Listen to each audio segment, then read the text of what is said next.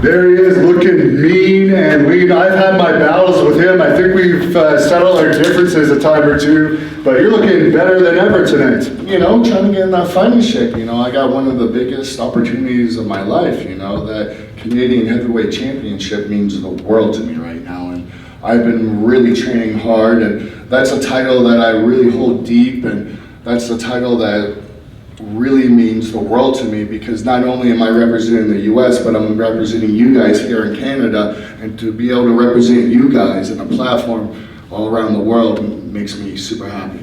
What can we expect? You're fighting Maximum Testosterone, who the last 3 days, he's been having a WWE tryout. He's riding high. He might be getting signed. You never know. What can we expect in this match? Well, first of all, you know, I don't care if he's had a WWE trial. I don't care what he's been through. Me and Max actually had some trouble because he didn't show me some respect.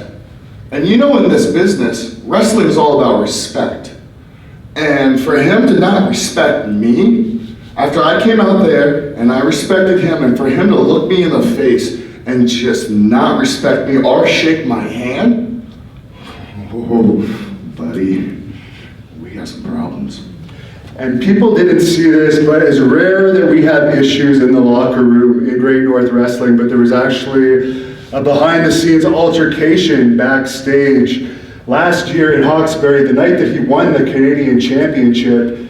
You guys were actually about to go at it. We had to have security involved because for insurance reasons, we did not want it to happen, and we'd rather the battles happen in the ring. Well, I mean, I'm gonna be straight up honest with all you guys. I was ready to fight him. I was literally ready to fight him outside, like no playing, like, you know, no rings, no referees, like legit, man on man, one-on-one, you know. But luckily, you know, Hannibal, you know, he had to stop it because of insurance reasons, because, you know, I would have loved to whip his, I'd love to say the words, but I'm not. But I would have loved to whip his butt right then outside in front of, you know, just me and him. But Hannibal's right. It's better to whip his butt in the ring in front of all you guys and let you guys see who the real champion's gonna be. Not to mention, you don't want to injure him and not get the title match that you've earned since then. You've been racking up victories all over the world. Let's sit down for a minute. You can relax. Yeah, let's hang out a bit. I know you get a little feisty after you hear about Max Testosterone. Before we get off the subject of Max, he is a strong man. He's competed. He's actually the strongest wrestler in Canada. He can pull planes. He can pull fire trucks. Is that something that concerns you? What's your strategy going on? Pulling, all that does not matter in the ring. What matters in the ring is skill, and you know that. It's training. He can go out there and pull all the cars and planes he wants and be Mr. Strongman, but what wins? Repetition, technique, and that's something that does not happen. That's something that I have an advantage over, because I train every single day. Don't get it wrong, man. I practice every single day. I pull my heart out in that ring. I'm not trying to pull no cars. I could probably pull a car if I wanted to, but I'm trying to be the best wrestler possible. I'm trying to learn every move possible, so when the opportunity comes, Mr. Brisco's gonna get that 1, 2, 3. And I mentioned when I introduced you that obviously you're the son of Gerald Brisco, legendary wrestler, and one of the most legendary wrestlers of all time. And recently, 24/7 champion. Don't forget about that. That is true. Did anyone see that? His dad won the WWE 24/7 championship. Hey, he got beat by Kelly. Tell me, who would you want beat you out of anybody? Kelly. I would want Kelly on top of me any day of the week. I'll tell you that right now. Well, speaking of Kelly, No way. let's get a little naughty here. I've heard Kelly is one of the divas who I guess might hold the record for dating the most male wrestlers backstage. Have you heard that rumor? I have no idea. I just know that me and her had a good time back in WrestleMania 25. Me and her were really good friends, so you know I got nothing but love for the girl. And this is a bit of a comedy show. What's a funny story about your dad that we might not know from your childhood growing up, something goofy you did? Do you guys want to know something funny, or do you want to know a crazy experience that I had in a ring with him? All the above. Oh, yeah. Both, let's hear both. Alright, so this is kind of crazy. The first time my dad got in the ring with me, he waited a while. He didn't want to get in the ring with me until he felt that I was properly trained. He wanted my coaches to train me properly before he stepped in. He didn't want to be that type of dad that was like stepping on the coach's toes. So finally one day after, this is when I was in WWE, this is one day after developmental, everyone leaves. So it's my dad, Steve Kearns, Dusty Rhodes, Norman Smiley, and they're all standing around the ring. Finally my dad goes, boy, get in the ring. So I'm like, kind of like joking around, laughing, like, haha, I get to wrestle my dad, like, oh, stooge. And I see my dad look around, and he looks at Dusty, and he looks at Steve, and I'm still kind of laughing around, kind of joking. I go up to lock up with my dad, bam! Punches me square in the nose, and I start bleeding.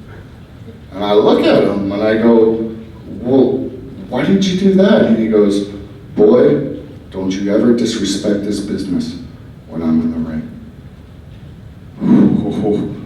Wow, talk about heartbreak right there. I mean, especially, I got all these guys, then I realized how much wrestling really meant to my dad and my uncle. You know, that was able to get me Christmas presents. I was able to get a car. You know, and for me to go in there and kind of joke around, finally when I got the opportunity to wrestle my dad, oh boy, he did not take it lightly. He lit me up, and as soon as he punched me, I go, okay, well, can I go clean it up? And he goes, no, we're going 45 minutes. Oh, shit. Yeah, talking about hard knocks right there, boy. But you know, it taught me a lot. It taught me a lot about respect. It taught me a lot about respecting your elders, respecting everything you come from, and not joking around when you have the opportunity to be in the ring with someone like a legend or something like that. And what's the other, there's a funny story, that's the crazy one, where a dad actually, it would be considered child abuse for anyone that's not in a wrestling family. That's normal to someone like you. Oh my God, he would have went to like jail if that was like what happened nowadays. And I think, didn't you tell me to teach you how to amateur wrestle? And I agree with this as an amateur wrestler. It is a good technique when you were young. He would actually hold you down and you'd have to escape. Oh, this was the worst. So like I would be laying there and I would be screaming bloody murder from my mom. And he's like, your mother's not gonna help you. You have to learn how to fight your way up. And I'm literally being like crying my eyes out like a little baby. But eventually, I would fight my way up and he would let me up. But he wanted me to learn that even though when you're down, you can't always just cry for your mama, can't always cry for help. Sometimes you just gotta dig deep, find it in yourself, be the man that you are, and fight up. And we all know you defeated Kurt Angle in TNA. That was one of your career highlights. You're also Great North Wrestling, former Canadian champion. First ever Great North Wrestling, the Hannibal TV Heavyweight Champion. But Aces and Eights, when they were running high in TNA, when TNA was at its peak, you defeated Kurt Angle. You want to tell us about your history with Kurt Angle and what that night was like? Man, wrestling Kurt Angle is something that it's the hardest thing to explain to you.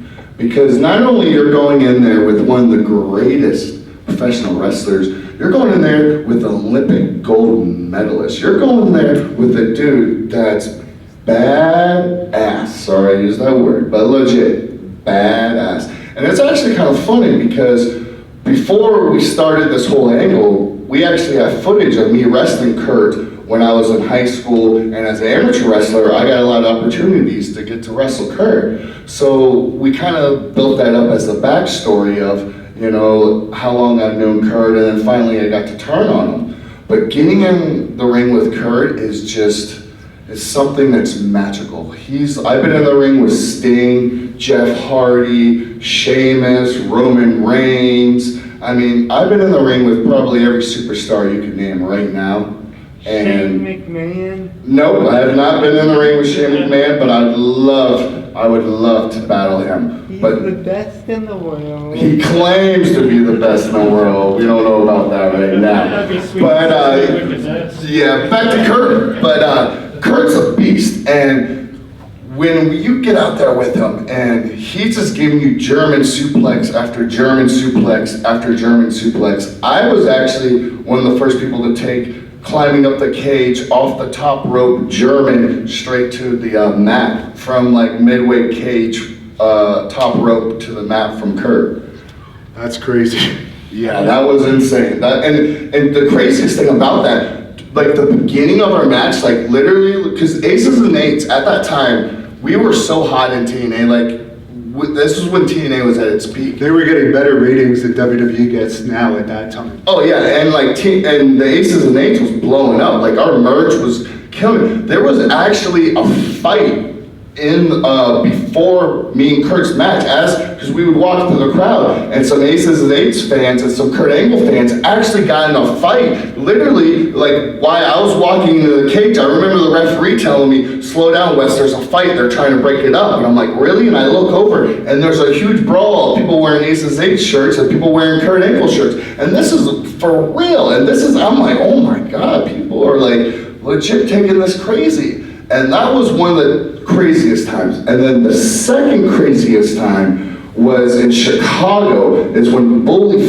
finally turned on everyone and on Hogan and everyone. And I remember being in there, and I've never seen so much trash, so much beer bottles get thrown in the ring. It reminded me of the old NWA days. It reminded me of the glory days. And man, it just was one of those times that like, if you can go back and you can look at they kind of cut it out right towards the end, but if you look, the ring just starts getting just shattered full of stuff, and like, it was proud to be a good heel. It was proud to not, people want to clap us, people wanted to hate us. And that's the whole thing about, a lot of times now, these good guys and bad guys, people are scared to be the bad guy. People are scared to get booed.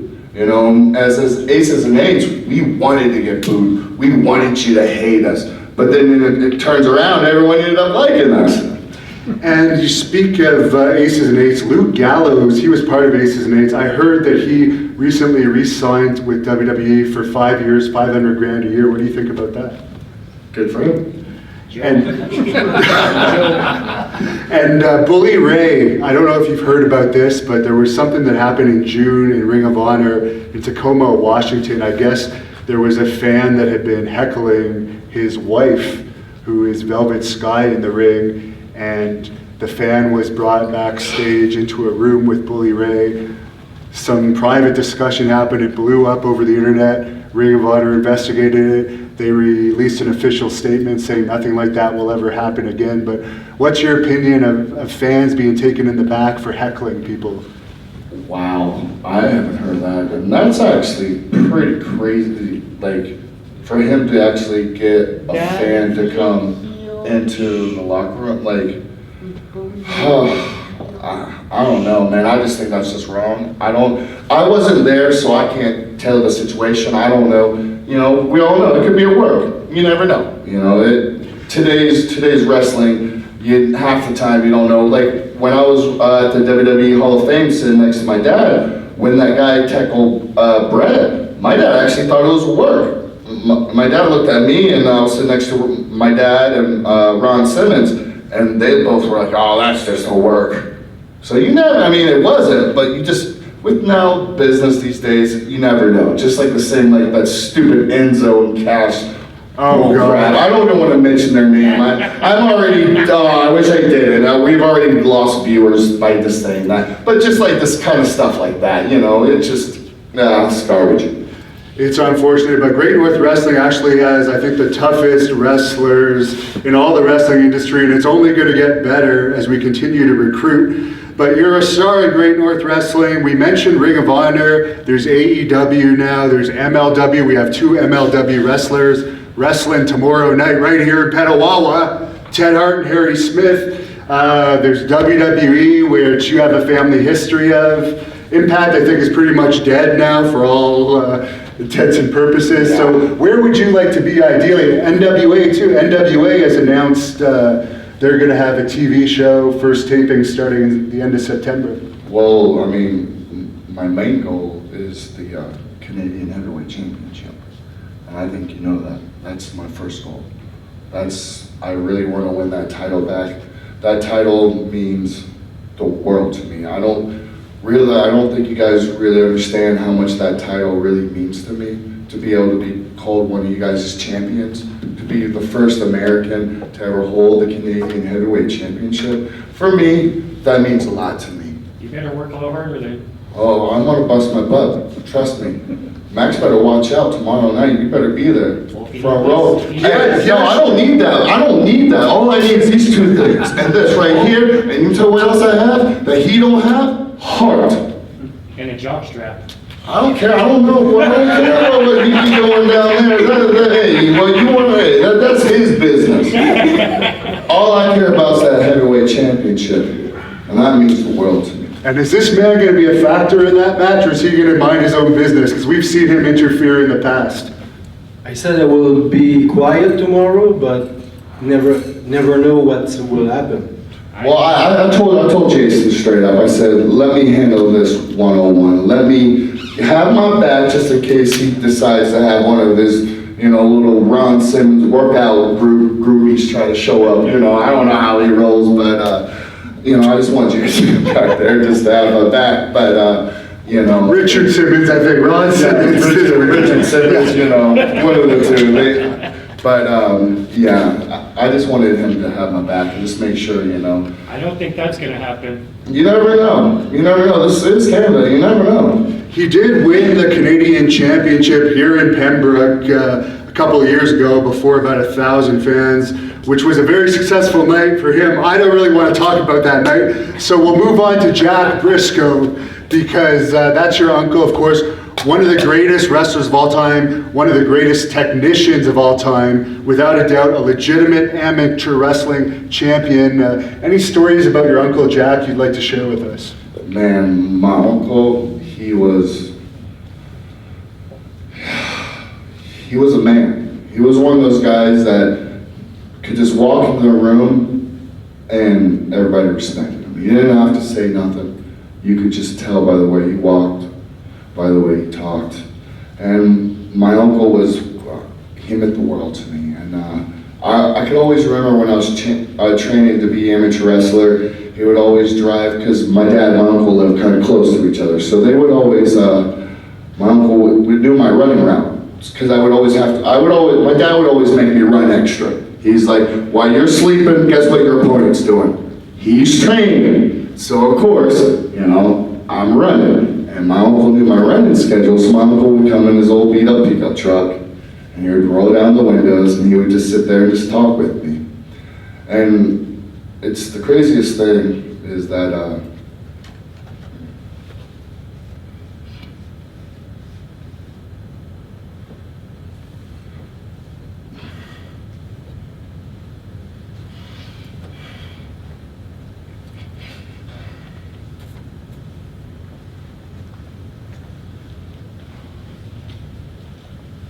the day that I finally got up the nerve for him to come up to me, professional wrestle,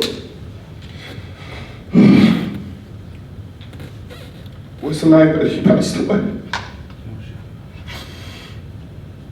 So he never got to see me in that ring. I know he's watching from up above, but that was one thing that I truly wish he would have got to see. And I only had one meeting with him. It was at the 2004 Cauliflower Alley Club. I remember he walked into an elevator and he had that presence about him. I remember shaking his hand, but that's all that I remember. But I just remember you could feel a presence about him. He had that charisma that you could feel guys like Hulk Hogan have and Steve Austin. I've seen a picture of you and Hulk Hogan when you were young, by the way, speaking of that. Yeah, my dad and my uncle were the first people to bring Hogan into the wrestling business. My uncle gave him his first $100 bill and his first pair of wrestling boots. Isn't that crazy? That's confirmed actually in Hogan's book, so that's one thing he's not lying about. Hogan is known to spin a tale or two. Yeah, he is, but no, that is a true story. My dad and my uncle were the ones that gave him his first $100 bill and his first pair of wrestling boots. And my uncle was the type of guy that would give any person the chance of day. He didn't care if you're green, purple, blue, or whatever. He He was a man's man, and he would always give everybody the time, the moment. And that's something that I try to instill with me, and something that I always try, is to love everybody. Now, you were in TNA for a while. Dixie Carter is a very controversial character. Boo. I mean, we can all get a boo on that, right, guys? Come on now. Yeah, exactly. What's she like in person? Because we've heard she's very charming despite some of her wrestling ideas. Charming? Like, what do you mean charming? Probably another Stephanie. Well, there has been rumors that she may have been associated off camera with some of the... Not with me. I would not touch that with a wooden stick. Oh my goodness. No way. She's like a prune. You are you are quite a ladies' man, though. You're known for that. You used to be a wakeboarder. I mean, I think you still surf all the time, judging by your Instagram, which you can plug now, by the way. But of all the places you've wrestled, and you've wrestled in Puerto Rico there, I know from first-hand experience, the girls are gorgeous there. You've wrestled in Canada. We have some of the most gorgeous women here, especially the Quebec ones. Yes. And, where are the hottest girls? Where are the best girls you've experienced in all your travels so far? Pembroke. Man, hey. I run into beautiful girls everywhere I go, so I can't say anything, you know. His stay here isn't over, so he's not going to say anything bad. There's still a couple exactly. Hey, you ever been to that bar down the street, that Casey's? That bartender right there? Ooh, that girl. She got it going on. You never know. It's a she-male, too.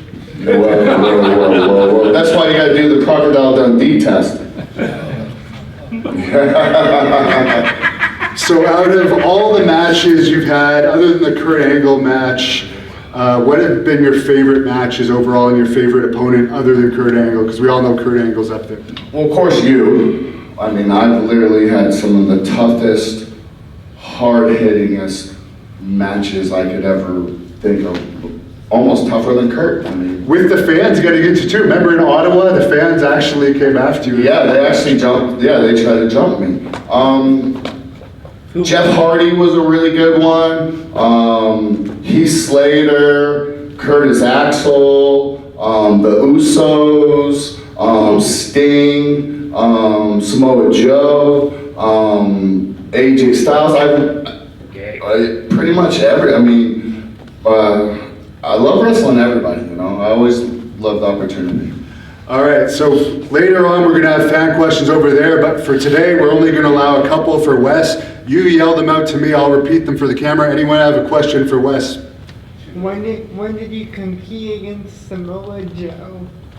When did you compete against Samoa Joe, and did you compete against Samoa Joe? Yes, I don't remember what match it was, because I believe it was a TV match and it was a tag match. But yeah, I did, and Joe is, man, he is a hard hitter, and he really is the Samoan wrecking machine, I'll tell you that right now. He's from California. Yeah, he is. Now we know this guy's going to have probably a controversial question for you. No, it's going to be nice. How was it to fight with the Usos? How is it to fight with the Usos? Man, I've had some of my best matches with the Usos, man. Those guys are probably one of the most talented wrestlers I have ever seen. Like, Jimmy can really do the whisper and a win, like that. Like, it's so crazy. Those guys, I mean, they're both like 240. Like, believe it or not, they're actually big boys. I mean, they're like 6'2", maybe, I don't think they're 6'3", but I think they're around like 6'2", 6'1". But, you know, they're at least 240, 250, and those guys can move like no other. And just their timing, and then plus, us being second, third generation wrestlers, we already magically just kind of just click. We already it's just something that we just get in there, look at each other, and just like bring it. How about Styles? AJ Styles, a man who I pinned twice in one night. AJ was fun to watch. I never really had a full singles match with AJ. I've had a lot of tags against AJ. Nice. And there was a fan question they emailed to me. You know about the situation, the unfortunate situation. We're not even going to get into it with Renee that happened with some bullying that he experienced. If you were in the same situation, he was very young at that time. He was only 19 years old. If you were in that same situation with the locker room bullying that took place in WWE, how would you have handled a situation like that? Well, first of all, I would stick up to bullying. I would never ever let that happen in the first place, and that's something that we all need to work together. Like, one person can't stop a bully. We all need to come together, and we all need to say, hey, that's wrong. When everyone just sits there, they become a part of it. So we need to come together as a group. For me, I will get up and say something and stop it, because I think that's wrong. I don't allow that, you know? Like, I'm a man, and I'm not gonna allow someone else to pick on another person. Like, for me, that is wrong. And if I see that, you know, I'm man enough to say, hey, you know, if we got a problem, let's deal with it, but I'm not gonna let you pick on somebody. For me, that's just not how I roll, and I know that's not how you roll. I don't believe in bullying, and I believe that we all should stick up for each other, and we should all love each other, because all we have right now is love, you know, and once we take that away, we ain't got nothing else. You know, that's all we got.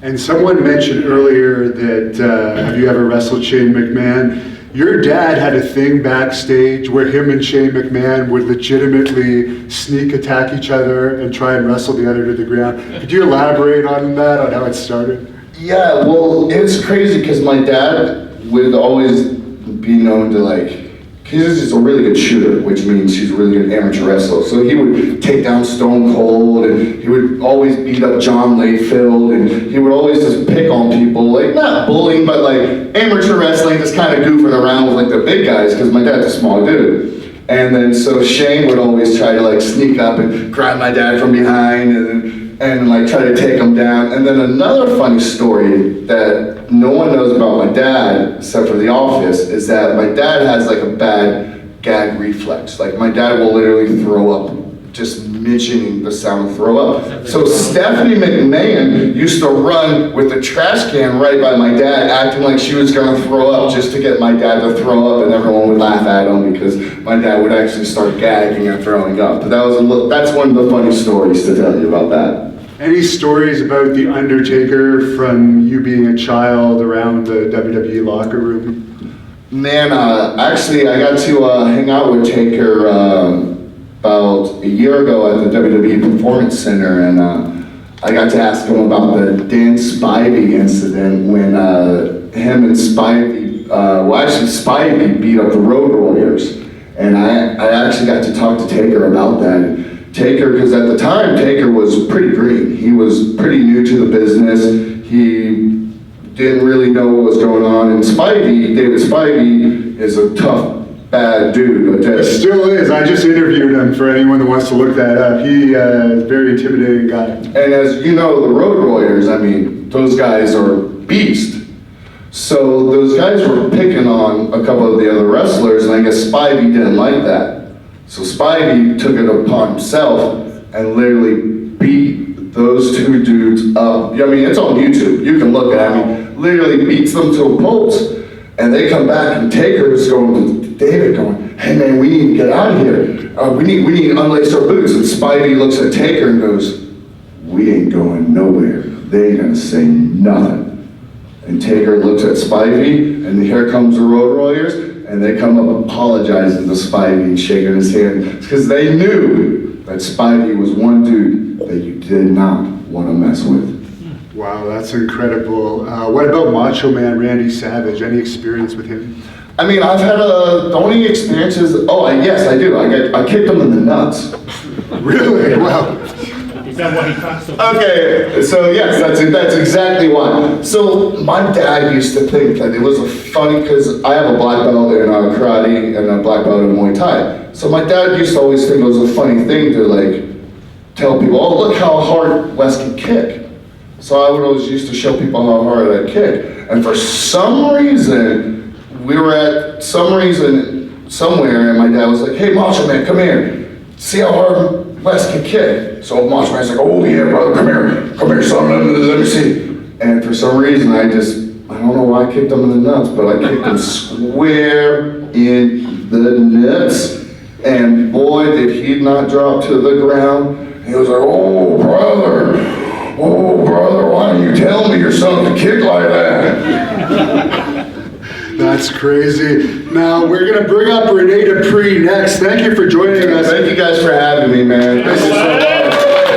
I see some people with cell phones here. Where can they follow you on social media before before you head off? Oh yes, please check me out, Wes Brisco 19 on Instagram. Follow me on Instagram, and then Wes Brisco on Twitter. I don't really do the Facebook, but Wes Brisco 19 on Instagram, and then this Wes Brisco on Twitter. And last thing, why should everyone tell their friends that live around here to come tomorrow night to see your match against Maximum Testosterone? Because we're gonna see Wes lose.